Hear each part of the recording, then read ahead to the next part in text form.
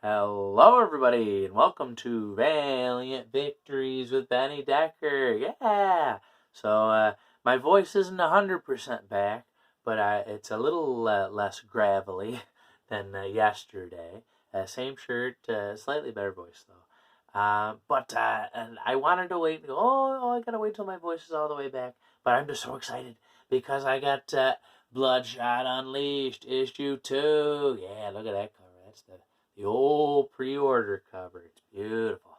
Again, I don't know. Usually, the cover game is very strong for Valiant, but lately these Bloodshot Unleashed ones, they are all beautiful. Oh my goodness. I was gonna get distracted. I was gonna say, let me find it. Oh, here we go.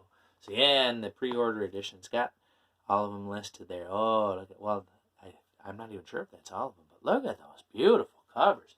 Oh, you can't go wrong with any of them. But here we go. Let's get into the issue here. So let me start with the credits. There we go. I'll try to hold it that way. Writer Dennis Camp, artist John Davis Hunt, colorist Jordi Belair, letterer Hassan Asmani Alao, and a whole lot of other fine folks there working on it. But there we go. So yeah, let's dig into the issue. You know what? Let's recap. So issue 1 of Bloodshot Unleashed. I should have reread it. It was a fun issue. But yeah, it was Bloodshot. He's hanging out at home. His home is destroyed, and it was hopping back and forth from the past and the present. Bloodshot meets some shady government type who informs him about these similarly powered up individuals similar to him that they were in this place, they called it the dump, and they escaped, and they are not very pleased, and they are going kind of on a rampage to kill folks and destroy things. So Bloodshot meets up with the first guy, a guy with PTSD, lots of rage and anger issues, and he takes care of that guy. So it really goes through a lot about what makes Bloodshot tick, and a lot about kind of the darker side of PTSD kind of issue. So it was a very heavy issue, very mature, but very beautiful. Oh, good. Oh my goodness, the storytelling was great, the art was great, and if you enjoy hearing me praise books, then get ready. Spoiler alert, because I really like this one too. Alright, so this issue here, issue 2 of Bloodshot Unleashed. It's, I think we left off, Bloodshot was trying to find the next person here. So it's opening up right there with this big old mech guy there, and fighting him right there. And then there's that kid there, and he was kind of showing up boop, boop, boop, a little bit here and there. I think Michael needs something. Let me pause it. Alright. Well, let's see if that pause worked. There we go. I should have put my shirt on backwards or something just to make it look different. I don't know. But Michael's fine. Alright. So let's see. So it's showing Bloodshot there in the car with that boy, and he's popping in and out again. And Bloodshot is not very often used power of kind of changing his outward appearance. So he is trying to pretend that he's what what kind of agent? Environmental Protection Agency agent. So he is going through and talking with the folks of Howell, I believe a fictitious city in Michigan. I think it's supposed to be similar to Detroit. Like there's a car plant there as well. So here's all the folks here. And just very sad stories. The birds all died. Her hair's falling out. He's taking a tooth, plucking that right out there. And then this lady here, this was a creepy one. Like her whole hand and forearm skin just came off like a glove. Like a glove, but oof. And then, here's this guy too. And Bloodshot's noticing, there's the factory there. Ooh, mamma mia. But then we're getting into the backstory of the guy that's in the mech suit thing there. So it's shown he was a pilot there, and he's going down. They're able to recover his brain and put it into this mech body there. And of course, their partnership there. Yeah, let's not use them, for helping folks. Let's use them as a weapon. What could possibly go wrong? That kind of deal. So, Bloodshot and his little lad there, they're heading out to the factory, and it's not looking so hot, looking pretty bad. And this was another creepy thing here. There's the dog there. The kids. Oh yeah, can we get the dog? And the dog's not doing so hot. And Bloodshot. He's putting him out of his misery there. Oh my goodness, what a and really like the art, beautiful art, but the coloring especially, just sort of, it's a lot of grays and just not a whole lot. And then when you get to a gunshot there, it kind of brightens the whole panel up. Just it's another heavy. It's so heavy. It's a heavy issue. So Bloodshot's coming up to the building here, and then it's kind of jumping back to more of that backstory for the guy there. He's fighting there. They got the soldier or the scientist there. There's catastrophic failure, and the guy in the suit. He's not very happy about it. I wouldn't be either. Back to the present with the now here. Look at that. Oh my goodness. He's got his entrails hanging out there, and then this sequence they were teasing quite a bit. Like, you can just with the lettering there, like you can just feel like how much abuse he's taking. And this panel here, look at that. He's kicking him like through the wall. How much detail is in that tiny little panel? Oh my goodness, John Davis Hunt, kiss your brain. But and then he's jumping through and going right after him. You can kind of see the nanites are fixing him up there, and that panel there is reminiscent of the A cover where he's getting his head scrunched in there. This page was really cool.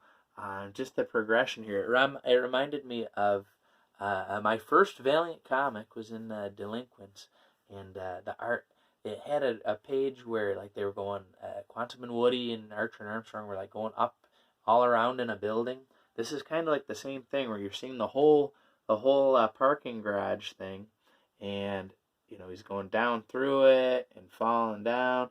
Or you can kind of keep following the character all throughout that building. It was a very cool way to depict all the action there.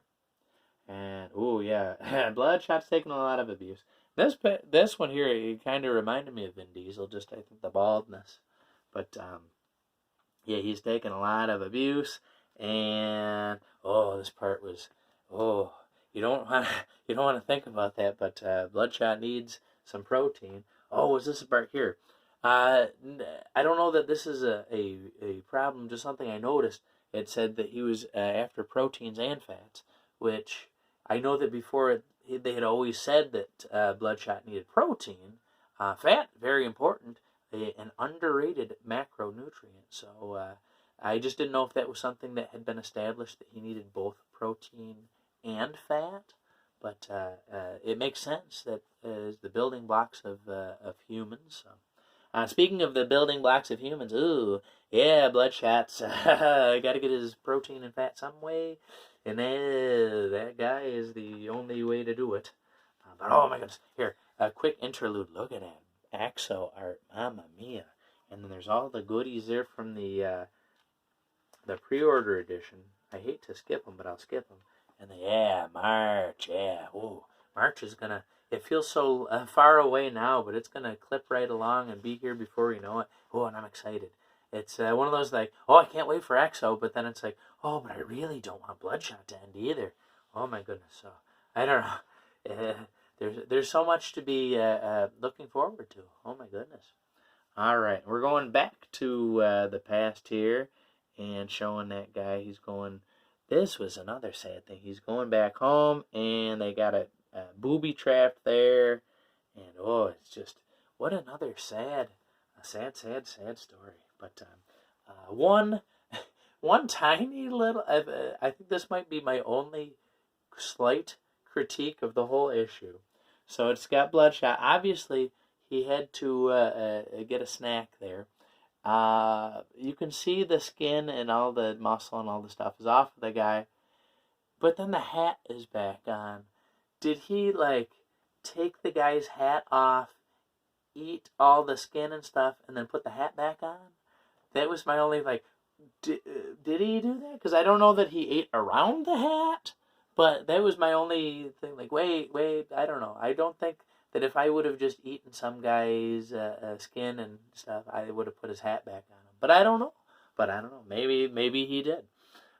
But that's my only slight issue that kind of took me out of it for just a split second. All right, but Bloodshot, he's getting back to the fight. They're running away.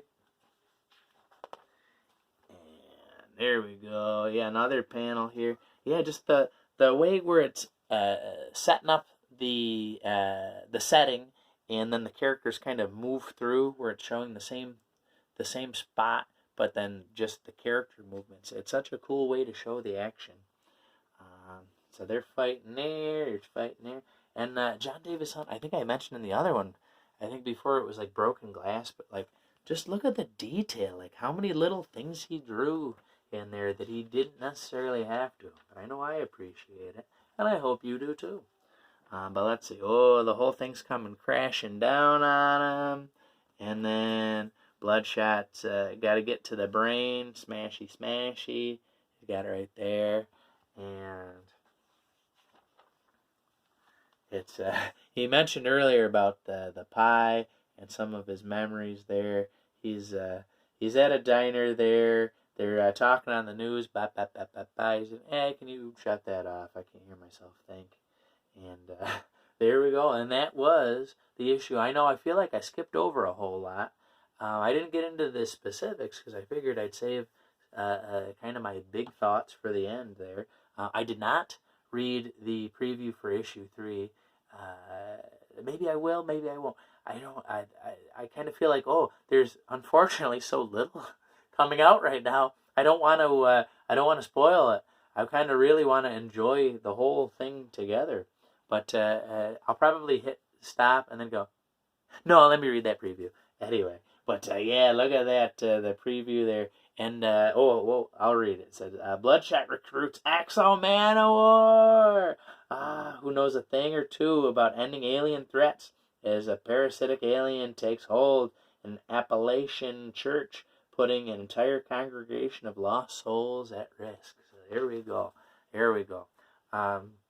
So just my thoughts a little bit on that. I am a Christian, a churchgoer, and I'm hoping that doesn't turn into these hillbillies up here and God, they love their God and all. Like I trust in Dennis Camp that it will be treated with respect, the religious aspect. I know there's a stereotypical Appalachian church kind of stuff and snake handling, and I'm not here to judge any of that, but I just hope that the religious aspects of it are respected. So just that. But there we go. So my thoughts on this issue. Oh my goodness, it's another beautiful, art-wise, beautiful issue, and storytelling-wise, very beautiful. It's that kind of thing where it's like you're reading a story about a guy whose brain is taken out and put into a robot, and that's it's kind of silly. They put a brain in a robot, but it's like the way that it's told. You feel for this character. You really can't see much of him except in his helmet, but like just the thought of this guy, he was a fighter pilot. He goes down, and they recover his brain, and they just use him as a weapon. And it's similar to the first story, where it's just these themes of like PTSD and people being kind of taken advantage of, and how that affects them. they are mistreated, and then they end up taking out that mistreatment on others too.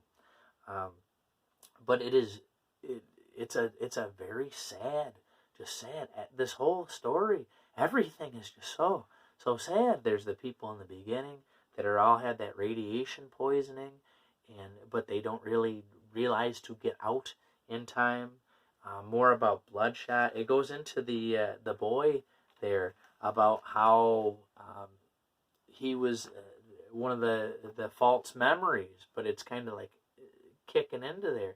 But oh my goodness, just the fact that Bloodshot knows that it's a false memory too, but it's like it feels real, but then it's not real.